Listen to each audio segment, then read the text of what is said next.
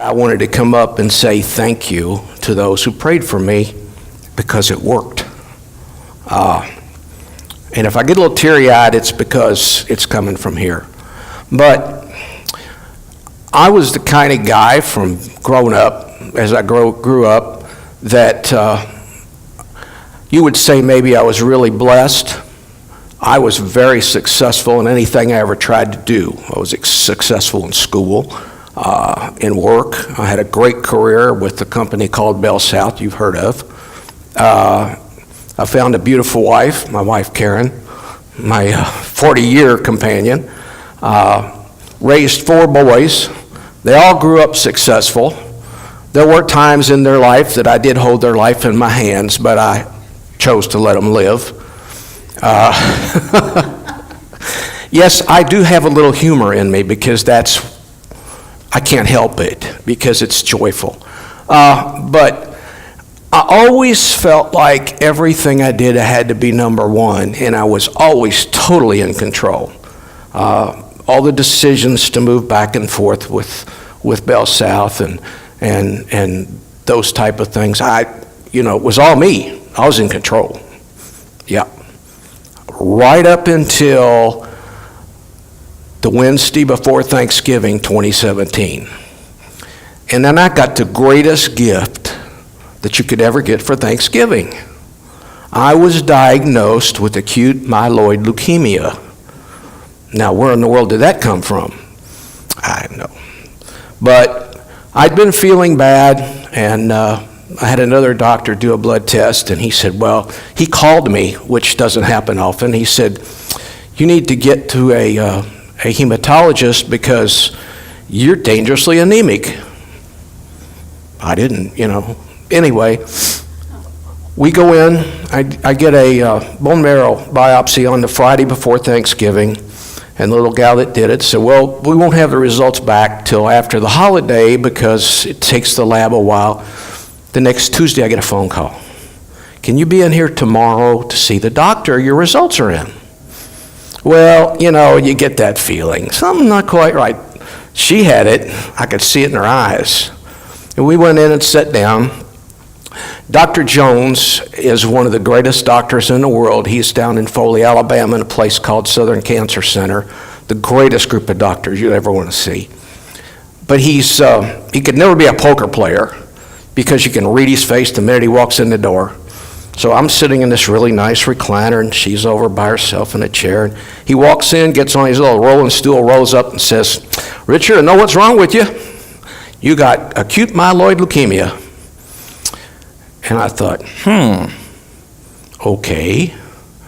Now, if any of you have ever been in an accident or had something happen in your life that everything goes into slow motion, even though it's going 90 miles an hour, well, that's the way my brain started working. I had all these thoughts going through my head, but I didn't really hesitate. I said, what's the options?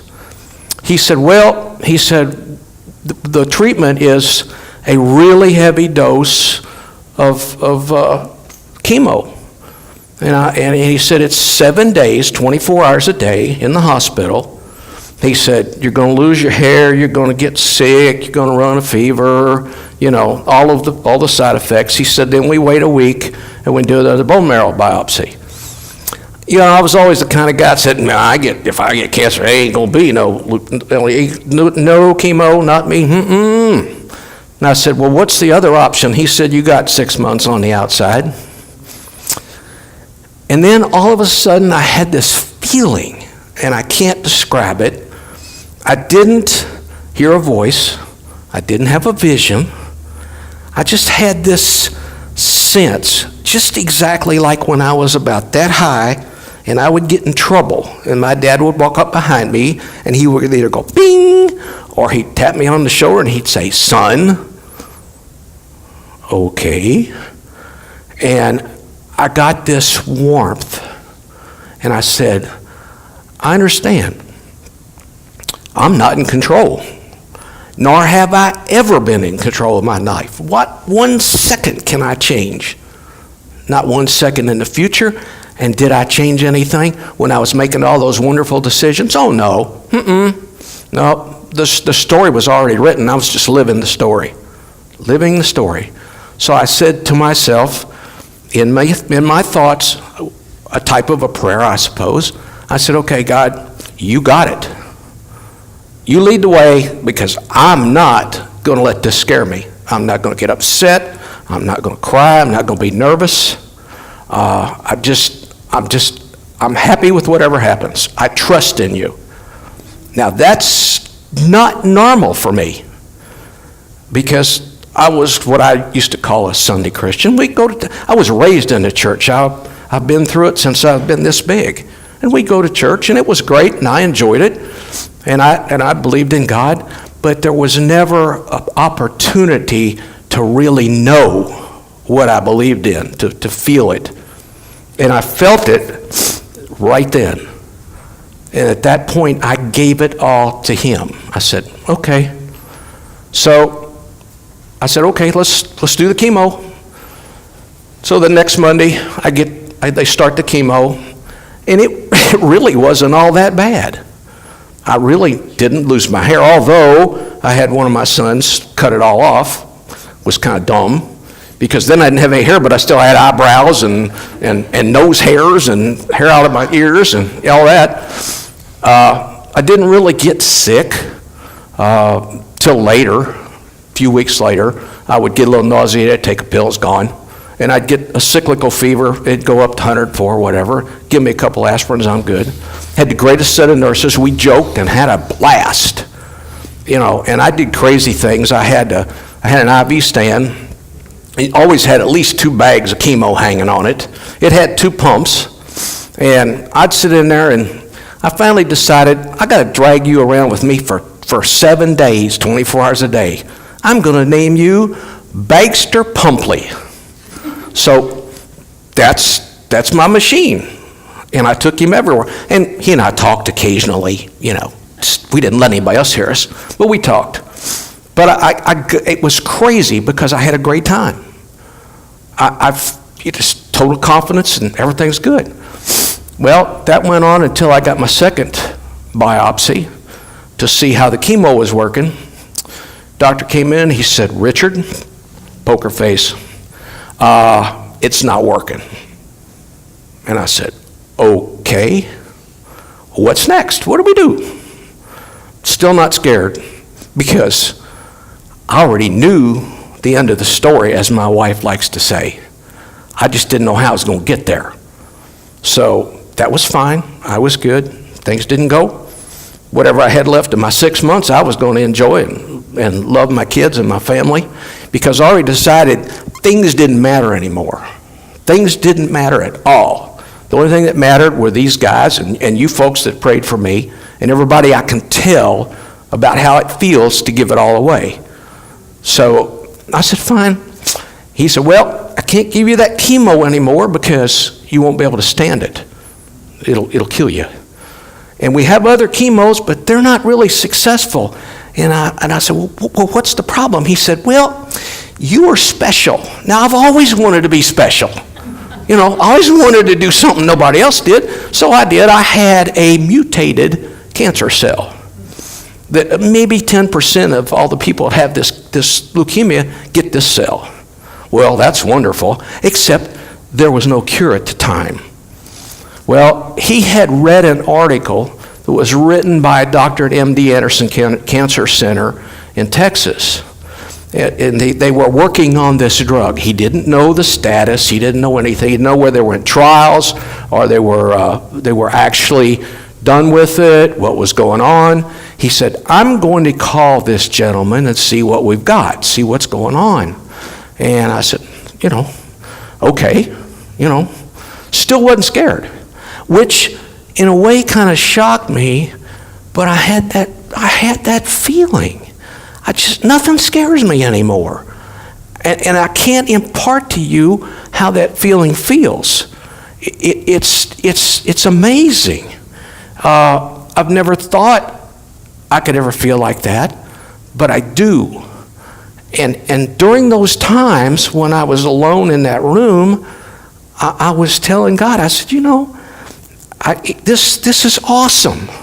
What you've given me is awesome. It's better than diamonds and gold and all that. I can't hold it in my hand. I can't show it to anybody. But I'll tell you what I'll do. I'll go tell everybody I know from the day I get out of here what this feels like. And if they can get the concept and whatever's troubling them, just say, okay, God, I can't control it. You got it. It works. It works. Well, long story short, he contacted the gentleman, and he said, yep, we can take care of him. He fits the profile. All his numbers are right, and we'll get him the drug. Doctor said, we're going to release you tomorrow. You go back home, and then you can have a good Christmas, and then in January we'll start you on the drug. They started me on the drug. Here I am. It works. It is a miracle. It's a very expensive miracle, but it's a miracle. And it's all because I feel like I just give it to God.